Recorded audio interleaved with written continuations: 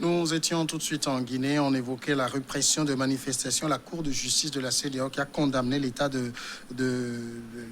guinéen. Mais sans Fioclou, vous prenez la parole. Oui, je voudrais préciser que la Cour ne peut intervenir que quand elle est saisie.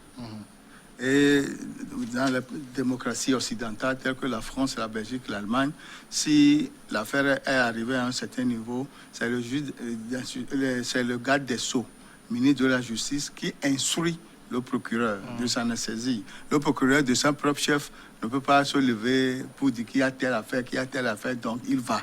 Donc il y a une grande différence entre l'autosaisine et le pouvoir politique, entre l'autosaisine et les décisions politiques. Il y a, donc j'évoquais, ce côté pécuniaire de la condamnation. Vu la réaction des autorités guinéennes, on n'a pas le sentiment qu'elles vont s'exécuter. La Guinée n'est pas le seul exemple. Il y a eu des cas aussi au Togo. On a l'impression que la Cour de justice n'a pas... Le Togo a payé, hein? Non, il y a des cas où le Togo n'a pas encore payé. Il y a par exemple l'affaire de ce prophète-là, Maranatha Machia. Il y a même le cas de Pacha. Non, Pacha, ils ont payé, je pense. Ils ont payé finalement. Oui, bon, s'ils ont payé, c'est bon. Mais il y a des situations, il y a des exemples où le Togo n'a pas payé. C'est une sorte de comment on dit ça, de nébuleuse. C'est-à-dire que les États qui sont condamnés par la Cour de justice ont envie d'appliquer l'exemple des autres. C'est-à-dire ils se disent, la décision de la Cour de justice s'arrête juste à une prise de décision, elle n'est pas suivie de l'application. Et donc, la Guinée, déjà que le pays manifeste, le gouvernement manifeste son étonnement, ça veut dire qu'il est réfractaire d'abord au contenu, aux conclusions de cette décision et le côté financier qu'il faut décaisser.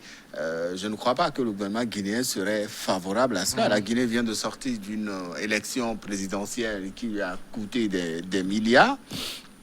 Les caisses de l'État seraient peut-être vides et la décision de la Cour de justice vient encore compléter cette sortie financière. Et donc là, je ne crois pas déjà que le gouvernement guinéen semble être étonné alors que les réalités étant là.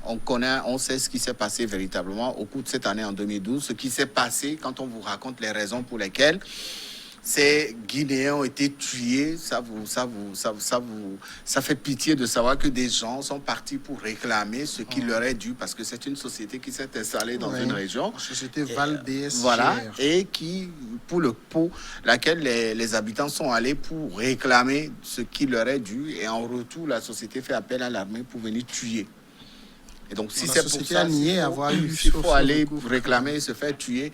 Et je pense que ça inquiète. Et je ne crois pas que la décision doit s'arrêter aussi au paiement financier. Il faut aller au-delà. C'est des gens qui ont tiré sur des gens. C'est des policiers qui ont dégainé et qui ont tiré sur des gens. Il faut que ces personnes soient aussi reconnues comme telles.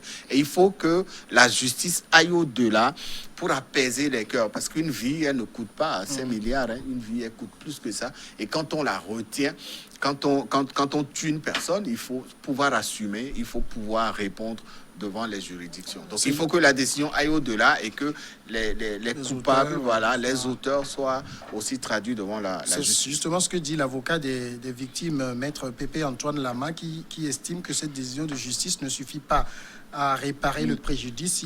Il est déçu que les auteurs de ce massacre n'aient pas été inquiétés. Mais sans oui, je rejoins ce que vient de dire mon jeune frère. L'argent ne peut jamais faire revenir les morts. Le gouvernement a reconnu que ce que la Cour a dit est vrai. Donc, quand cette action est reconnue, il faut nécessairement que les commanditaires, c'est-à-dire les donneurs d'ordre, et ceux-là qui ont mis les moyens pour qu'on aille tuer, soient connus et punis par la loi de la République. Si il s'est arrêté là, ce n'est pas bien. Il faut qu'on aille au-delà. Les donneurs d'ordre, les exécutants, tout ça là, doivent être punis par la loi. L'autre aspect de la Cour de justice de la CEDEAO, c'est vrai qu'elle rend de plus en plus des décisions qui semblent faire consensus, mais ça n'a aucun volet coercitif. Les États se plaisent à ne pas se soumettre à ces décisions. Oui, vous voyez, c'est ce que j'essaie de dire. Il y a une question de infraconstitutionnalité de nos lois et supraconstitutionnalité des tests de la CEDEAO. Normalement, comme mon frère le dit, je ne pense pas que l'Union européenne ou l'opinion internationale, quand ils avaient accusé Gbagbo de crimes contre l'humanité, aucun juge de la Côte d'Ivoire n'a saisi la CPI parce que je me rappelle que l'État ivoirien réclamait le Gbagbo pour le juger chez eux. Même le cas de Simon Gbagbo, et ça a été une sorte de tiraillement entre eux. C'est pour dire que, d'abord, au niveau du droit international, l'autosaisine existe, mais que quand vous voyez que le cas s'aggrave, que les morts augmentent, vous intervenez. Maintenant, par rapport à la Guinée, je pense que la CEDEAO n'était pas créée au début pour régler les problèmes politiques. C'est ça le problème. C'était uniquement les questions économiques et consorts. Et c'est par rapport à l'histoire de le Libéria et consorts qui ont fait qu'elle a commencé à avoir les casques, ces casques pour ces soldats pour lutter contre ce genre de choses. Mais actuellement, est-ce que la CEDEAO a le pouvoir coercitif normalement? Je pense que non. D'abord, c'est la raison pour laquelle des gens ne paient pas le truc là, la somme demandée. Moi, j'aurais préféré, ou je pense que prochainement, il faudrait que il y a cette commission, il y a une objectivité dans leur action pour punir réellement les gens. Ce qu'il est en train de dire, il faudrait vraiment qu'on punisse les gens, mais la punition ne règle pas les problèmes. C'est ça qui fait qu'on est toujours là.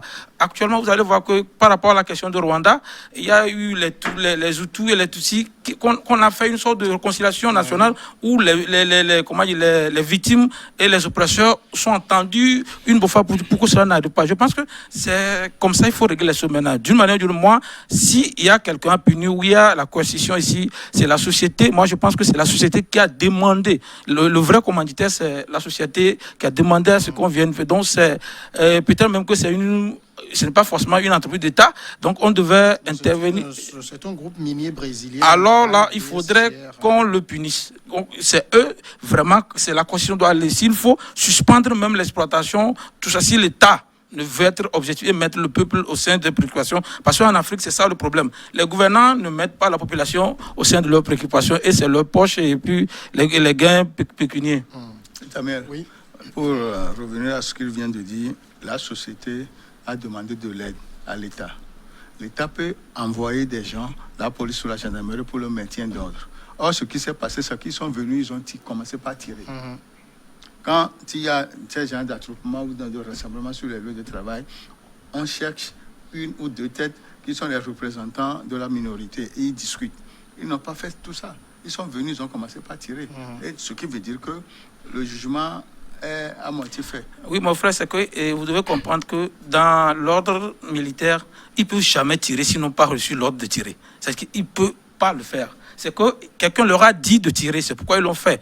Donc c'est pourquoi je dis, si on vérifie bien, la société aussi est complice. Un militaire, quel que soit son degré de sauvagerie, il ne tire pas s'il ne reçoit pas de l'ordre. Ils ne le font jamais. D'accord, on va faire un suite donc. Non. Là, je dis non. D'accord. Non. Si nous prenons le cas dans la ville de Lomé, quand il y a certaines manifestations, on tire. Quand on dit que les militaires ont tiré ici, qui leur a donné l'ordre? Oui, c'est ce qu'on appelle jouer à l'Autriche. C'est parce que Ce qu'il dit en fait dans le cas canal de ces Guinéens, c'est la société qui a fait appel à la force publique pour venir sécuriser les lieux et maintenir l'ordre. La force publique est arrivée, elle a commencé à tirer. Avant de tirer, la force publique a reçu l'ordre d'un supérieur hiérarchique. Donc, la responsabilité de la société est aussi engagée, puisque c'est elle qui a fait appel. Maintenant, dans le processus de la décision judiciaire qui a été rendue par la Cour de justice, il faut que la société aussi comprenne que sa part de responsabilité, elle est aussi engagée à quelque niveau que ce soit. C'est des vies humaines qui ont été... c'est des hommes, c'est des Guinéens qui ont été tués comme ça. Et ce qui avait fait mal, c'est que le gouvernement guinéen, dans le temps, n'avait pas réagi. Il était demeuré silencieux. Je pense que le nouveau mandat de Condé, s'il arrive à le finir, doit aussi commencer par ce dossier. Oui, pour répondre à ta question, je me rappelle que lors de Covid-19, on avait tué quelqu'un vers l'entreprise de l'Union ici. Oui. On a changé le colonel qui était en tête de la commission. Ça veut dire qu'ils savent que quelqu'un est derrière. voyez? Donc, si les têtes tombent, c'est que on reconnaît qu'un principe, il y a un principe de droit qui dit laisser le supérieur répondre de l'acte de son subordonné. C'est comme si nous, la responsabilité en cascade. Non, vous savez, pour la Guinée, la société en question dit je suis dans du pétrin, venez me protéger. Le directeur ou bien les responsables de la société n'ont donné aucun ordre aux gens en tenue, en uniforme. Pour revenir à ce qui s'est passé au niveau de l'entreprise de l'Union, le monsieur a tiré. Or, dans le briefing matinal, avant qu'il n'aille sur le terrain, on leur donne des instructions. C'est le gars qui n'a pas respecté l'instruction. Et la faute, la sanction revient au grand chef, qu'on a enlevé en même temps. C'est ça. Parce que au niveau des décisions et au niveau des ordres, il y a la hiérarchie qu'il faut respecter. Un agent peut se protéger quand il se voit agressé, il peut faire l'usage d'armes, mais pas pour tuer, c'est pour se défendre. Si quelqu'un tire dans l'abdomen de quelqu'un, c'est pour le tuer. S'il tire dans les jambes, c'est pour se protéger. C'est ce que moi je connais dans ce cadre-là, c'est pourquoi moi je dis que celui qui a donné l'ordre de tuer et ceux qui ont tué, il faut qu'on les cherche et qu'on les présente à la justice. D'accord, on suivra l'affaire. C'est la même chose. Non, moi je comprends ce qu'il dit. Je comprends ce qu'il dit. Le dossier guinéen, on va passer à la Côte d'Ivoire maintenant. Le bilan global des troubles politiques qui ont souvent dégénéré en affrontements intercommunautaires à Abidjan s'établit à 85 morts et 484 blessés en 3 mois. Selon le ministre de la Communication, Sidi Touré, le bilan global donc des troubles politiques surtout dans le sud-est de la Côte d'Ivoire, s'élève à 85 morts, 485 blessés. Il y a eu 34 morts avant le jour du scrutin. Il y a eu 20 morts le jour même du scrutin et 31 morts après le scrutin, a-t-il détaillé, ajoutant que 225 personnes ont été interpellées, 167 inculpées et 45 écroué, David. On sait que généralement, les pouvoirs, les gouvernements ont tendance à minimiser les bilans. Quand on nous parle de 85 morts, je crois qu'on doit faire une multiplication pour avoir une idée réelle. Non, c'est l'habitude de chaque gouvernement de ne pas donner les vrais bilans. En tout cas, ça fait partie de leur stratégie de communication aussi, pour ne pas effrayer. Alors, pour le cas de la Côte d'Ivoire, je suis vraiment triste que Ouattara ait accepté marcher sur les corps des Ivoiriens avant de se faire prendre encore un 3e mandat. Ça a commencé comme ça en 2010. Au départ, c'était des affrontements entre quartiers, entre militants. Après, ça a pris à un niveau avec les communautés, etc. Et on en est arrivé à plus de 3000 morts, selon les derniers bilans. Et cela est resté encore gravé dans les esprits des Ivoiriens aujourd'hui. Les périodes électorales en Afrique sont dramatiques. Les États-Unis viennent de sortir d'un processus électoral. On n'a pas recensé de morts. Mais malheureusement, en Afrique... on n'a pas recensé de morts, mais il y a un refus de défaite. Oui, on préfère recenser un refus, un rejet, que de recenser des morts, comme cela est d'habitude dans nos pays ici. Et ce n'est pas nouveau en Côte d'Ivoire. Il y a eu beaucoup de facteurs qui ont déterminé en tout cas ce visage du bilan qui a été présenté. Depuis très longtemps, les signaux étaient au rouge. Tout le monde savait que ça n'allait pas se passer calmement et que ça allait dégénérer à tout moment. Ça a commencé bien avant le processus, ça a commencé pendant le processus et bien après le processus, ça continue. On ne sait pas, ça continuera encore les jours à venir peut-être parce que quand on voit un peu la violence avec laquelle les gens s'expriment ou la virulence avec laquelle les gens se préparent pour affronter les communautés, les autres communautés dans un même pays, ça fait peur. Et je crois que ça doit amener les acteurs politiques à mieux repenser la question de l'alternance et de la démocratie dans nos pays africains. Le cas de la Côte d'Ivoire est un mauvais exemple. N'eût été ce retour brusque de Ouattara, je pense que les Ivoiriens allaient peut-être célébrer le processus électoral beaucoup plus en joie que le deuil et le drame qui a frappé l'ensemble de la population ivoirienne aujourd'hui. Quand le gouvernement, se parle de 85 morts, c'est déjà très lourd. C'est déjà très lourd, mais moi j'aurais préféré qu'on le multiplie par 10 parce que quand vous verrez, si vous voyez des médias privés, ils disent autre chose que le rapport du gouvernement. Mais le souci, c'est que c'est si on avait prédit qu'il y aura des morts. Seulement, on a souhaité que ça n'aille pas trop comme ça parce que aucun camp ne voulait apaiser les choses. Seulement, moi, ce que je déplore ou j'aborde, c'est qu'il faille chaque fois que les gens meurent, pour qu'on ait ce qui doit avoir le même côté de l'opposition. Quand vous savez que la vie de la population est en jeu, je vais répéter, et comme a dit M. Badakani, il dit souvent que qu'est-ce que 5 ans vaut dans la vie des Ivoiriens? Est-ce qu'il faut vraiment que les gens meurent pour ces 5 ans? Des fois, si on est vraiment démocrate en Afrique, il faut qu'on le comprenne. Hein. Mais je parle également du Togo. Des fois, quand on voit que les morts devaient avoir, pourquoi ne pas faire des choses autrement pour que les gens ne meurent pas? Parce que après tout, les mêmes personnes viennent négocier, ce que je ne comprends pas. Ou bien ce sont dans leur groupe lugubre qu'il faille vraiment que les gens meurent pour ça. Je comprends parce que eux tous, Gbagbo disait la dernière fois que lors de son premier mandat, deuxième tour, ils avaient même négocié samedi. Donc, ils pouvaient faire tout ça. Ils savent tous que les gens doivent mourir. Pourquoi ne pas éviter ça? Je pense qu'il y a quelque chose en Afrique. Il n'y a aucune élection qui ait pu avoir lieu et que des gens ne sont pas morts. C'est anormal. Donc, mais ce que j'apprécie un peu, c'est moins par rapport à 2011. Et ça avait commencé comme ça, petitement aussi, oui. 2011. Non, bon, je vois ce qu'on est en train de voir, ça ne va pas quand même aller jusque-là, étant donné que votre second thème parle de ça, ils ont commencé par s'entendre là-dessus. Vincent Fioclou. Oui, je pense que les partis politiques ne font pas leur boulot. Parce qu'il y a le paramètre de sensibilisation des militants. Cette partie est toujours oubliée. Et les militants étant des fanatiques, ils n'attendent que les mots d'ordre de leur leader pour agir. Quand on a parlé de désobéissance civile, c'est depuis ce jour que les choses ont commencé par dégénérer. Ouattara avait bien dit, après les élections, il y aura des arrestations. Et il a mis sa menace à l'exécution.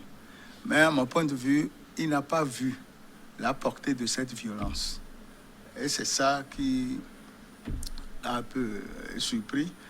Et c'est pour cette raison qu'il a tendu la main à Bédié.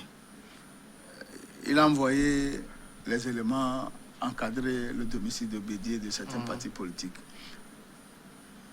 Dans le village de Bédié, il y a eu des morts, des cases cassées, des maisons cassées, etc. Pourquoi? Pour être au pouvoir. La Cour constitutionnelle a déclaré vainqueur. Il a osé appeler Bédié. Bédié a accepté parce que les pressions venaient de toutes parts. On ne peut pas laisser la Côte d'Ivoire retourner comme en 2011. Ce n'est pas bon. Et l'image que nous avons eue à la télévision hier et les déclarations sont convaincantes pour qu'on dise que les coups de téléphone et les futures rencontres peuvent calmer la situation si et seulement si les leaders arrêtés sont libérés. 85 morts aujourd'hui. Est-ce que on connaît la Côte d'Ivoire, hein, vous le rappelez tout à l'heure, ça avait commencé ainsi timidement en 2010. Ça va s'arrêter cette fois comme ça, c'est souhaitable ou bien le tsunami reste à venir? C'est souhaitable que ça s'arrête là. C'est souhaitable que le bilan n'aille pas plus loin. Mais les signaux, les vecteurs ou les facteurs qui déterminent les prochaines violences sont là, tout le monde les voit, c'est évident. C'est évident, il y a eu un processus électoral qui a fait élire un président pour son 3e mandat. Le processus électoral n'a pas reçu l'accord et l'adhésion de toute la classe politique. Et donc il y a ce problème-là qui est là aujourd'hui et qui reste dans le cœur de ces opposants qui n'ont pas pu participer légalement et officiellement à cette élection. Il y a un président qui a réussi à modifier la Constitution, qui a donné sa parole de ne plus se présenter, qui prend un dauphin, le dauphin vient à décéder, et qui revient sur sa décision et qui se présente et qui est élu à 93%. On a vu aussi la division au sein de la communauté ivoirienne aujourd'hui, où les communautés sont divisées. Chacun est prêt à sortir l'arme à tout moment. Tout le monde est sur l'offensive. Et à tout moment, ça peut tourner au vinaigre. On ne le souhaite pas. Mais si les signaux qui sont là, évidents, et qui sont connus de tous, ne sont pas gérés avec parcimonie, je pense que la Côte d'Ivoire est bien partie pour retomber dans la même crise qu'elle avait connue en 2011, avec des milliers de morts. Et tout ça pour le pouvoir, parce qu'il faut forcément tuer, il faut forcément faire blesser des populations afin de s'accrocher au pouvoir. Je pense qu'il faut aller au-delà et que les leaders politiques comprennent que à un moment de l'histoire, lorsque vous êtes arrivé à finaliser vos mandats que la population vous a accordé, vous avez encore le choix de partir la tête haute. C'est ce qui est arrivé à beaucoup de présidents des pays anglophones. On en a connu au Ghana, au Nigeria, au Libéria, en Sierra Leone, en tout cas, dans certains pays francophones aussi, on a vu cette alternance qui s'est passée paisiblement et où ces anciens présidents sont devenus aujourd'hui des références dans la gestion de certaines crises sur le plan africain ou mondial. On parle de ces morts, il y a aussi toutes ces personnes qui sont déplacées, hein. C'est par milliers. Le Togo en accueille, le Ghana, le Libéria en accueille. Hein. Le Ghana, oui. Très souvent, les Ivoiriens ont tendance, quand leur crise vient, décimer toute une population, toute une communauté. Donc, je pense que c'est ça qui cause ces exodes, si vous me permettez le terme. Sinon, ils immigrent chez nous et ils immigrent ailleurs. Mais réellement, je pense que la population pro-gouvernementale ne s'est pas déplacée. Il n'y a que ces gens de membres de l'opposition ou ceux qui sont proposants, c'est eux qui se déplacent. Et mon frère a dit quelque chose, je pense que vraiment, s'ils se déplacent, c'est parce que ce sont des signaux ou des vecteurs qui sont en train de voir que ça va encore s'enlisser. Alors que ça s'est enlissé, et non seulement au début des années 2000 où personne ne s'entendait pas du tout, mais surtout en 2011 où une force étrangère s'est mêlée de la question ivoirienne. Je parle de la France et qu'on soit là. C'est pourquoi cette fois-ci, c'est l'élément de la France qui est là-bas. Donc je pense que ces exodes ne seront pas aussi accrus comme avant. Mais ce dont je suis sûr, c'est que si on n'isole pas Guillaume Soro, puisque s'il y a quelqu'un qui peut mettre le feu aux poudres pour le moment, ou quelqu'un qui est instable, c'est lui. Donc si on arrive à le contenir et à l'avoir bien, rien ne peut quand même encore titiller les gens. Parce que je me rappelle, Gbagbo s'est rangé du côté de la réconciliation, et Bédier aussi a fait la même chose. Donc il n'y a que Guillaume Soro qui profère encore des menaces. Il a même prédit la mort de Ouattara ces derniers jours. Donc je pense que c'est de là. Sinon, ils sont beaucoup déplacés vers tous les pays frontaliers. On n'a pas encore fini de refermer la page 2010-2011. On n'a pas encore pensé les plaies et on en ajoute de nouvelles. Oui, après l'élection d'Alassane, il avait formé un comité de réconciliation où l'ancien Premier ministre, ancien directeur de la BCAO, j'ai oublié son nom, Charles Konabani, qui était là-bas. Finalement, il a jeté le punch parce que les principes qui devaient constituer la base pour cette réconciliation ne sont jamais là. Et il a jeté l'éponge. Ce qui veut dire que depuis 2009 à ce jour, la Côte d'Ivoire ne s'est jamais réconciliée. Et d'après les informations de gauche ou à droite, il paraît que les Dioula sont privilégiés que les autres ethnies. Et dans les histoires de violence, de cas, tout ça, ce n'est pas des violences politiques, mais des violences ethniques. Ce qui veut dire que quand il y a des violences ethniques, c'est un danger très grave et le pays ne peut plus se ressouder. Justement, on est là dans des violences intercommunautaires. Vous avez les Dioula, les Bété, en tout cas, les ethnies sont contre les uns contre les unes contre les autres. Ça montre que la Côte d'Ivoire n'est pas vraiment réconciliée. Non, jamais. Depuis très longtemps. C'était une parodie de réconciliation que Ouattara avait apportée. On se rappelle, on ne réconcilie pas un peuple en faisant exiler d'autres citoyens. C'est pas normal. Aujourd'hui, la question de l'ethnie, elle est profonde. Ouattara lui-même avait été déjà victime de cela avec ce concept d'ivoirité. Et on a vu comment ça a été réglé. Après, quand il est arrivé au pouvoir, il a accentué ce même constat. Et c'est resté encore dans la gorge des Ivoiriens. Aujourd'hui, la réconciliation en Côte d'Ivoire, quand vous parlez de réconciliation en Ivoirien, il vous tourne le dos, il part. Parce que tous les éléments qui devaient participer à cette réconciliation n'ont jamais été réunis. Et ceux qui ont été... comment on dit, à la base de cette guerre, ceux qui ont tué, on a vu des gens qui ont tué, et ces personnes se retrouvent où aujourd'hui beaucoup de ces personnes se retrouvent dans l'entourage du chef de l'État, et elles sont protégées, elles bénéficient d'une sorte d'immunité que le Ouattara leur a accordée. Mais pour des Ivoiriens, ça ne peut pas se passer comme ça. Et donc cette réconciliation avait très bien débuté au départ avec Charles Kounabani, comme Fioclou en parlait tout à l'heure. Mais très vite, l'ancien Premier ministre s'est retrouvé en face d'une situation qui n'arrivait pas à gérer. Parce qu'en face, il y a des gens, des coupables qui ont été cités dans des rapports, mais le gouvernement refusait de livrer ces coupables-là. Pourquoi? Parce que c'est ces personnes qui ont aidé à mettre le président au pouvoir. Et pour les Ivoiriens, tant que cette question de réconciliation n'est pas tranchée, le problème politique résidera et la question des ethnies va continuer. Aujourd'hui, on parle d'avantages qui sont accordés aux Dioula, qui sont originaires de la région du président Ouattara, parce que pour les Ivoiriens, c'est parce que Ouattara est au pouvoir que son ethnie bénéficie de ces largesses et de ces avantages-là. Alors que la Côte d'Ivoire, c'est, je pense, une quarantaine d'ethnies. Ouais. Ils sont nombreux, disséminés un peu partout sur l'étendue du territoire. Il faut que la question de la réconciliation revienne sur la table avec plus de réelle volonté et beaucoup plus d'engagement à faire mettre en action les conclusions qui sortiront de ces assises, si assises il y en a. Nous allons maintenant partir pour la grande pause et après le journal, on revient pour continuer.